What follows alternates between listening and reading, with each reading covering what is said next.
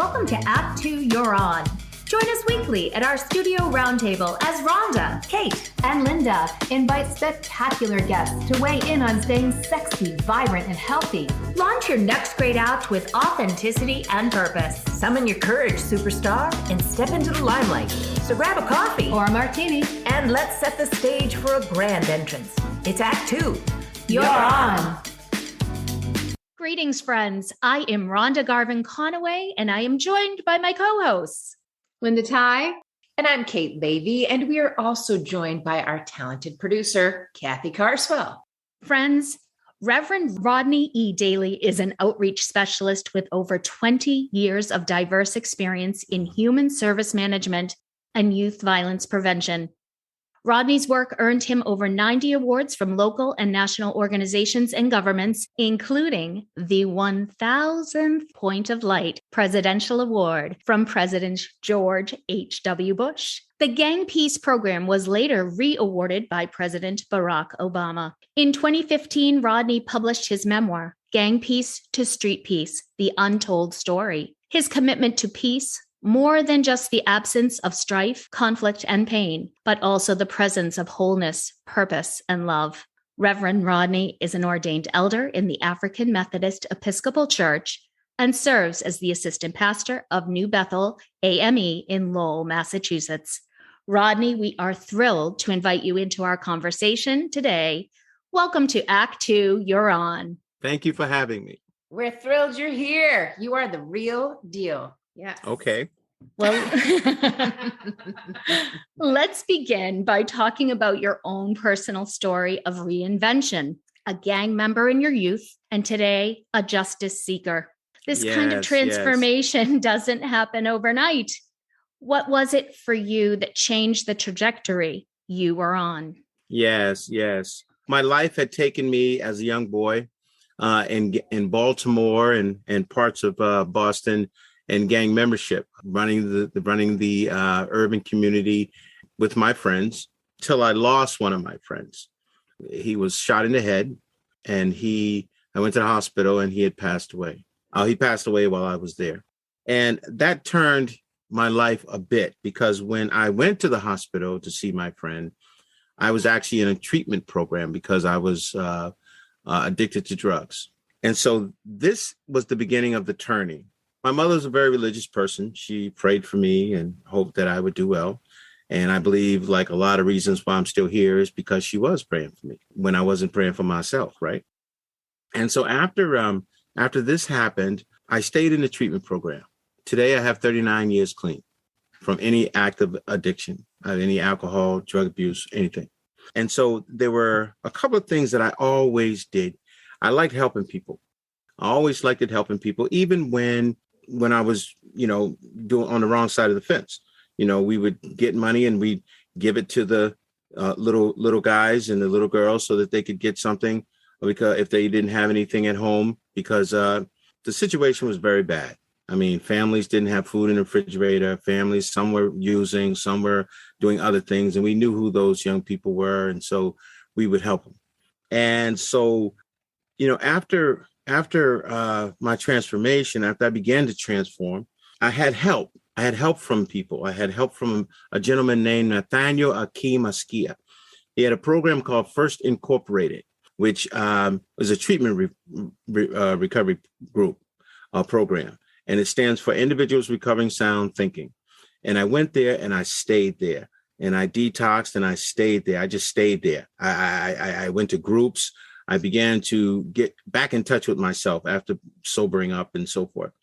And from there, I went on and went to school at Roxbury Community College and got a bachelor's degree, and came back and I became the director of that program. The first thing it was a co-ed program. First thing I did was change it to an all-male program, and we put the young ladies over in a young ladies all women's program so that there wouldn't be distractions for the men.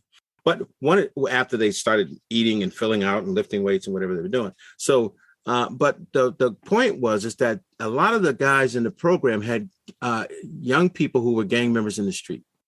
And so we decided that we would go out and volunteer and reach out to them and let them know that your father's trying to get his act together. We want to help you. and we would try to find them a job or something at Home Depot or someplace so that they could do something different. You know, and I know that you were going to lead me into this, some of the roadblocks that I faced, but I had already talked about one with my best friend being shot in the head. We went everywhere together. If I hadn't been in the treatment program, I would have probably been with him, and I probably got shot too. But the Lord was looking out for me. My life had a different pathway. And so service it is. Shall I continue on? Yes. And get warmed up here. And we are so grateful that you did. But speaking of roadblocks, because you say it very humbly, that you've been in recovery, that you've received help from other people, that you've relied upon prayer. What would you say to those who are listening about how to eliminate those blocks? Like, what does that work look like when we're trying to get rid of the blocks of facing things like the loss of a friend, battling addiction? These are not easy pains to face and encounter in life. They're not. And one of the things that I had to begin to do was study and look at the research as to why it was the way it was. And so that I could begin to apply a solution, at least one solution that would address the situation as it were, not as we wish it would be. So one of the things were a lot of bad habits from youth on up, from a lot of role models that were absent, a lot of ears that were closed. If you would, the young people began to be the parent of themselves, and their peers were their friends. And so what began to happen for not everyone in the urban community, but for many, that they would begin to depend on their friends as their sibling, as a sibling and as a parent. You know what I mean? So the drugs that they were selling and the money that they were making were to help them live, to help them get food, to help them to do those type of things. And, some people saw the movie The Wire, but The Wire was maybe 3 steps up from where it really was, and that was just ugly. And so in studying and understanding that we can't do this by ourselves, one of the things that I had to come to grip with was that I had to change my playmates, playgrounds, and playthings. And so that meant that I had to, the friends that I was hanging out with, I couldn't really hang out with them. They're still my friends, but I couldn't do what they were doing because I'd be doing what they were doing. And I needed to do something different. And then the other piece of that was I needed a positive role model in front of me. Much of what people can do today is mentor those who have been able to have a better situation in their lives so that there's a positive role model. One of the things that I began to see for the urban community was that, unfortunately, there was an institutionalized racist development of urban communities. And in our business encyclopedias right now, they call it the underclass. So, you got the high class, middle class, low class, and then an underclass. And these underclass are described as people who have dropped out of school and never going back, people who are no longer looking for a job, their career, they're not looking for a job ever again. And so they began to design ways to generate cash because everybody needs cash. And some of those ways were pimping and hustling and selling drugs and being in gangs.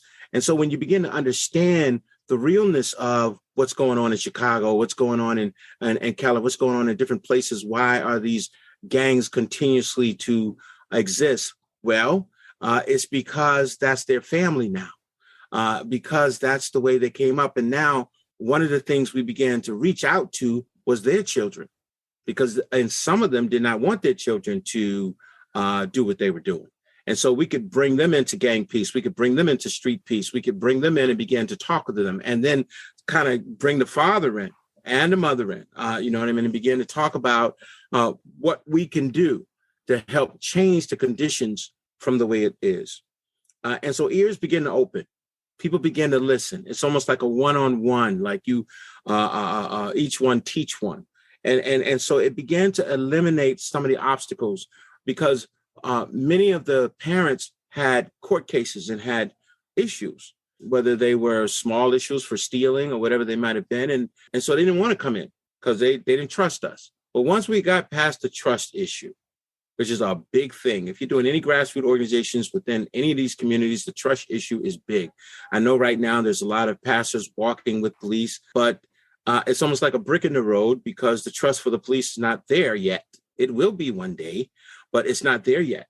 So you have to go and pray and believe that God will protect you and go and speak with these gang members, these young people that live in these communities, and let them know that you're here to help them. And if there's anything we can do, you know what I mean? The teeth falling out, let's see, can we get you to the dentist? You know what I mean? You need to get back in school or whatever the case is. I've had many gang members ask me, why do the clergy always bring the police when they come to talk to us? What is that about? Why don't they come when they're not with the police? So we began to pray for them and pray for the community. And that was the beginning of our move, serving the community, really realizing that even after raising money to start gang peace programs and raising money to start, I really didn't raise money to start gang peace program and street peace program. We volunteered first. We marched and we just volunteered our time. But at some point, I realized that I needed somebody here as an 8-hour job, for all of the things that we had to do. We had to go to court with people. We had to go get them back in school. We had to go do all those things and go mediate in the street and so forth. So that was very, very important. The other thing was that when you have an underclass community that don't know that they're an underclass, or they're underclass community. I grew poor. I didn't know I was poor. And I didn't feel poor. My friends were my friends. But the pieces that are working on people in these communities that are political, that are, when the Census Bureau does the census and says, this is where this population lives in 02124. And when they go and put 02124 in their employment application, or when they go and put 02124 on anything, that tells the employer, this is where you live. And it's just almost like a issue in the way. Then now we have a lot of individuals that are reaching out in those communities to get people hired, but the people that have already tried to get a job and have lost hope need training to get back into get up and be to work on time. Don't smoke a blunt before you go to work, even though someone might say, oh, that's legal, and so this is where the one-on-one, because right now in America, there's 70% of households without a father. And the reason I'm talking about the father is because the father's situation, the father's effect on the family is very, very important. One might think that it's not, but it is. And one aspect of love comes from our families. Love is the key. And many people did not get that love from their family. For some of the reasons I just talked about. As children, many grew up in fatherless homes. And the stats from the father absence in America is astounding. Here are some current stats. 18.3 million children, 1 in 4 live without a biological stepfather and adoptive father to love them. Now, now we know we have single parent families. We are great that we have them, because if we didn't have them, they would have no one. But the effect of that is that 7 times more likely to experience teen pregnancy are those fatherless girls. The greater risk of poverty, 4 times greater risk of poverty because of not having that leadership around. More likely to have behavioral problems, mental health issues because of lack of fatherly love. More likely to face abuse. This is research now. More likely to face abuse and neglect. This is just the fatherless. And more likely to use drugs and alcohol. More likely to commit a crime. More likely to experience prison. 2 times more likely to drop out of high school. And I believe the dropout rate right now is something like 1,500 a day or something. I don't want to quote that figure. It's risen. But if you think of a person living in each city who dropped out today, it's a pretty big number. And where they're going to work, where they're going to go. And so this is what we're up against. So, I believe the main source of love comes from God. And he is the Trinity. And out of love, he created us humans, as Martin Luther King would agree. And he also has a plan for our lives. We just need to line ourselves up with that plan. Service helps us to line up with love. because it puts us outside of our personal or selfish gain and expands our love to another person free of charge. Oh, what a great feeling to have love and to give it unconditionally. And this is what's needed now. You know, we have so many people who just didn't get the love from their father. Their mother was working, some was not working. Situations, the street was tough, so that wasn't love. You talk about tough love. That was you went to jail. That was not love in there, and so you had a different definition of love. And now we coming off this pandemic. I don't know if we're coming off it or not. It seems like every time you turn around, there's another one coming up. But people need love. People have lost loved ones. They need somebody there to let them know that we still love you. We still care about you, human. You know, you're a human being. We love you unconditionally, and we're willing to help you make it to a better place in your life. And that this is what's missing. You know, everyone's out for, I got to get mine. I got to get mine. And, you know, service is what Gang Peace and Street Peace programs were about. We received those presidential awards for service. You know, we went above and beyond. We didn't just get any social workers that would come in and file a 51A on somebody and not even know what's going on. And then all of a sudden you got 8 children scattered all over. We would make sure that our teams, our collaborations were understanding the problem, not the way we wish it would be, but the way that it really is, where you have like 16-year-olds driving cars and getting in trouble. So when it's time for them to get their real license, they can't get it because you've been driving for 3 and 4 years because you know how to drive. Like probably happened down south in some of the country roads, but this is the city. So somebody's going to stop them, right? I probably should let someone ask me another question. Yeah. I have one for you. Linda's, we're ready. We want to hear even more. Yeah. So Reverend Rodney, today is MLK Day.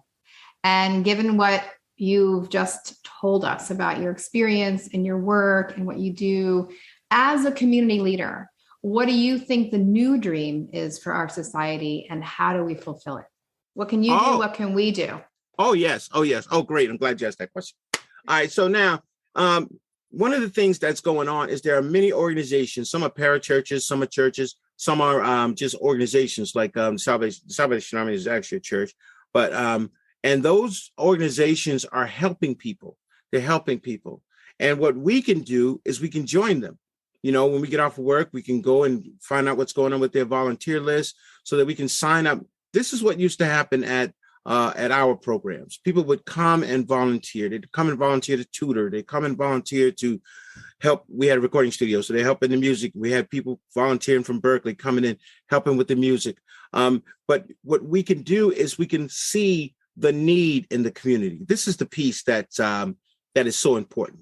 You know, there are needs in the community and people can see them. We can see them. And what we need to be able to do is address the problem. Even if no one has already created a volunteer opportunity to address the problem, we can create that opportunity to address the problem. At the end of this program, when we get to the big, I want to say the right name of it is, but the question that's going to be asked me, this is a need that we're going to fill. We're going to fill this need as best we can, and we're filling it in a major way. And I'm going to ask for people to help fill the need because we can't do it by ourselves. And the issue is that it's not about money. It's about the people. And so what we can do is we can join organizations that are doing something. I think Martin, what he said, everybody can be great. Everybody's going to be great because anybody can serve. You don't have to have a college degree to serve. Well, this is so right. This is so right. You know, why is Martin Luther King Jr. considered a servant leader? We'll get to that. But this is so right but your heart has to be in it. And this is where we go wrong. You know, the scripture says, love thy neighbor as thyself, but many don't love themselves. That's why they're getting so high. That's why they're drinking. Now that Marijuana is legal, the smoking, because they don't want to have the reality of who I really am right here, right now.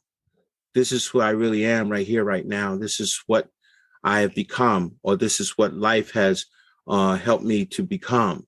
And I need to do work on that to change it. But I need help. And so that's where the service comes in again. People who can help, even psychiatrists who can give maybe, okay, I'm going to give 15 hours this month to free service for an hour per person that some of these organizations should let me know needs counseling or needs psychological help. A lot of mental illness, which is a tough one because it's up here, and we can't see up there. We can see if someone is acting a certain way, but if they're not acting that certain way, we can't see up there. And up there may just be in trouble, may be anxiety, may be depressed, may be not taking the medication that has been prescribed to them from some situation. As we hear a lot of with these major shootings going on within the country, these violent shootings, this person was mentally ill. This person was not thinking right. But who knows that?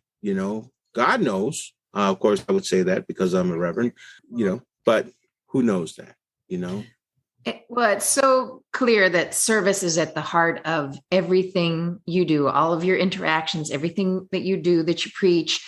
It's about service. You didn't have to come to service. I wonder, in your own life experience, how did you come to service?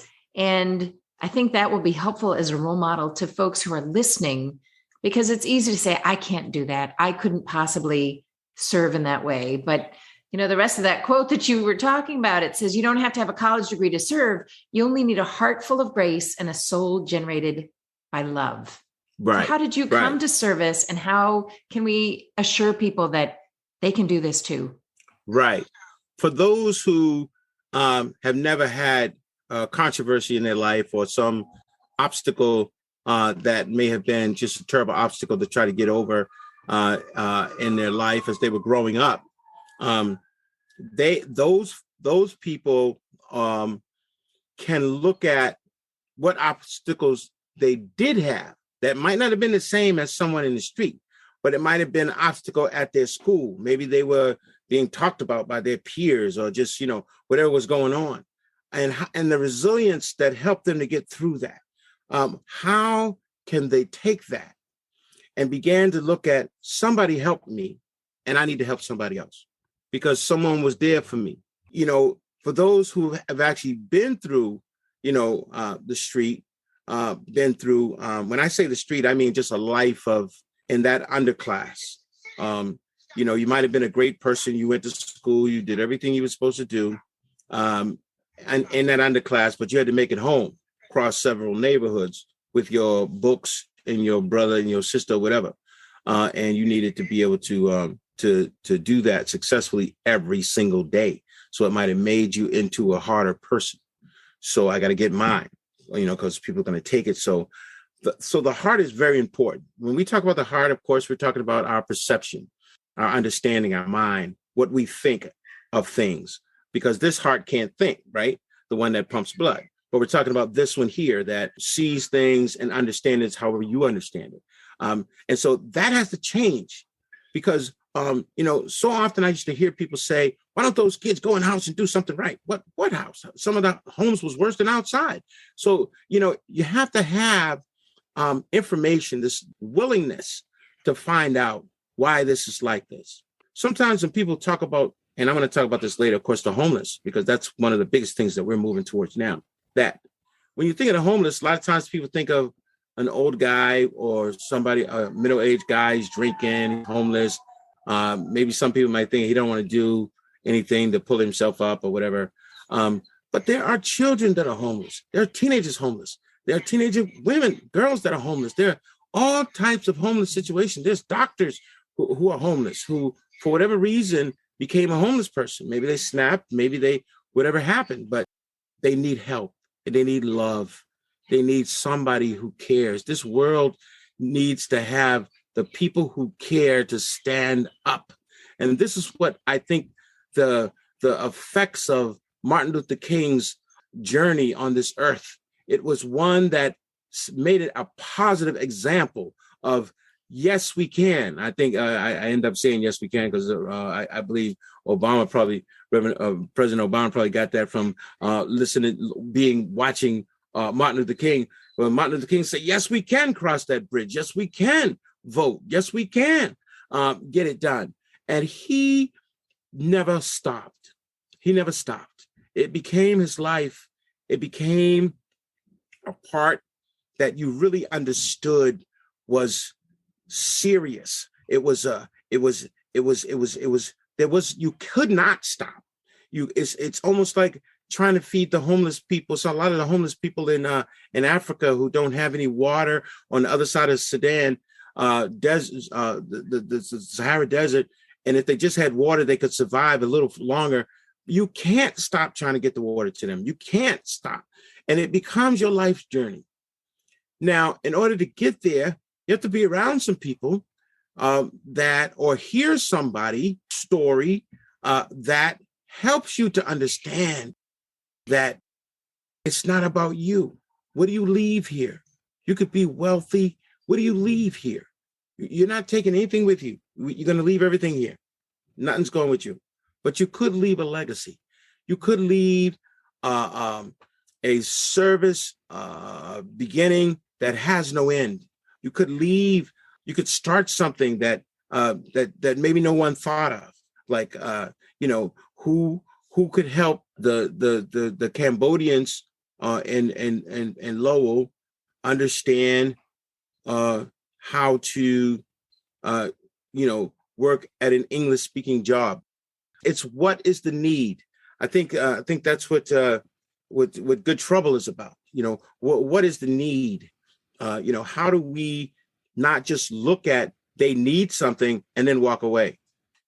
You're offering us such role modeling, but such good information, so much wisdom. I wonder, is there a golden nugget? Is there, for our listeners who are at a point of transition or they want to be invited to be better? Is there something that you can offer? Yes. Yeah. I'm glad you asked me that. Well, one of the things leading into that, I wanted to say that, Martin Luther King was a servant leader. He was like an ambassador. He was like, he's one who offers an inclusion vision. So you have to have a vision, listens carefully to others, and he persuades them through reason. Wow. Someone is being persuaded through reason. Like, okay, why should I be upset with this baby who is sitting on the floor, who picked up a cracker that was on the floor and ate it? The reason why. She was hungry. She didn't think about anything about the floor. She was hungry. The reason. And so this is where we come in. A servant leader heals the community. So one of my big issues right now is the homeless. And so what I've asked my team to do, our team who trust in God and walks in the light of God and needs to be the light of the world, is that we cannot just wait until they build another shelter for the homeless. Because not only are the beds not available for the homeless, if they stand in line, somebody's not getting in. Then it becomes even less of beds when they're dealing with the pandemic, because you got to be so far apart from each other. So we decided that, look, if you're going to be outside, let's see, can we get them some sleeping bags? Let's get them some sleeping bags. We go pray with them and get them the sleeping bag. You know what I mean? If anybody's watching this and want to help us get the sleeping bags, all you do is go, I don't know if this is, you can go to Cash App, $ Sons of Allen, and sleeping bags are $40. And when we go to Target and those places, we ask the managers to help us get a deal. But we go out to the homeless in the street, because there are some homeless people that have a place to stay. When in the daytime, they go and eat, and then afterwards at one of the churches, and then later on in the evening, they have a spot at a homeless shelter. That's their bed. But there are those that have none of that. The weather's changing now. The sidewalk, the dirt, the parks that they used to sleep in the summertime that was warm, is cold, hard ground. And so we need those sleeping bags. Now, I'm the president of the First Episcopal District, which is one of 20 districts of the AME Church. There's 7,000 churches in the AME Church. I'm in the First Episcopal District, and I'm the president of the men's ministry. And this men's ministry has about 365 churches. They're located in Western New York, New Jersey, even Bermuda, Delaware, and Philadelphia. And so we're gathering up these sleeping bags. People are buying them. People are bringing their old ones in. And we're not going to have a starting date. As they come in, we're getting them out because the weather's not waiting for us. So we can't be like, oh, on this day, let's go now. Right? No, you gotta get that sleeping bag to that person and pray for them. Pray for them. Help them know that we hope that their lives will change someday, that they will not die in this street, that they will not, that the trajectory of their lives will be changed by someone they meet, that someone will be able to help them not be homeless forever. Some of these people have been homeless for 8-9 years. I mean, for those people who may live in the Boston area, when you go down by Melina Cass Boulevard and you see all the tents and the homeless, that's like one thing. And then when you look in another city, and see the same thing, something's wrong. Something's wrong. And so that's a problem. And then we have to help with that problem. We can't say, now, if you're a politician, so you can go and help with the problem on the political level. But the immediate situation is we don't want to find people frozen in the sleeping bags, because what happens too is when people are homeless in the sleeping bag, they start to drink. They start to get high in the sleeping bag because the reality is not what they want it to be. And it's cold and other things, hungry, and all the other things that go along with that. So I believe if Martin Luther King was here now or dealing with the homeless issue, he would really help us to make a big what we call a campaign of people helping people all over. And there's so many ways you can help. I mean, the homeless piece has room for social workers. They have room for lawyers. They have rooms for EMS workers. They have room for everybody. There's room. And especially with Excellent. The sleeping bag. You put on our mask, put on our gloves. Yes. Help That's save right. somebody's life. Oh, and if you get a sleeping bag, we get the mummy bag. That's like, 20 below kind of thing. You're just amazing. And I have been assigned the regrettable task of being the timekeeper. And I'm afraid that our time is almost at the end. But before we go, I would like to ask you, what's next for you? Well, I'm back in seminary. I'm in the Gordon Conwell Theological Seminary, and I'm studying the Masters of Christian Education, a Masters of Christian Leadership in Urban Communities. So my goal is to work with these men. We want to decrease the pipeline to prison, the pipeline to gangs, pipeline to murder, and the pipeline to drug use for the young men and women in these communities, in these underclass communities that are just figuring out, how can I stay alive? How can I be what I see on the television? What's the first step? That'll probably take another 50 years. So if I can get the right education bodies involved, we can get a think tank going that can allow for individuals to surround that think tank with solutions and research that's already been done, and then be able to take off and get it done. Thank you for that, Wonderful. Rodney. I really do admire so much about you, but one of those points is that you are a lifelong learner and you continue to reinvent yourself, not in the name of ego, but in the name of serving others. And what inspiration for all of us listening and speaking with you today, that we too, no matter what branch of work we're in or where our gifts and talents lie, we can bring something to the table. And it may be as simple as purchasing a sleeping bag. So thank you for that reminder. And thank you for this conversation. It is always a pleasure to speak with you, Rodney. Such a pleasure. Thank you for having me. It's Cash App, $, Sons of Allen, no spaces. We'll get that information out for sure. We will definitely get that out. And your Facebook page is First Episcopal District, Sons of Allen, Men in Ministry. So people can find you there. And yes, thank you. What a gift. Amen. Amen. Amen. Yeah. Amen. And a special thanks to our talented and skilled producer behind the scenes, Kathy Carswell. And so it is left to me to say, go forth, be brave, live well, and do good, because it's Act 2, you're on. Act 2 You're On was brought to you by Act 2 Share Our Stage. You can find us at a2yo.com and also on Facebook, Instagram, and LinkedIn. Please listen and subscribe wherever you find your podcast. You can support us using Patreon. Thanks for listening.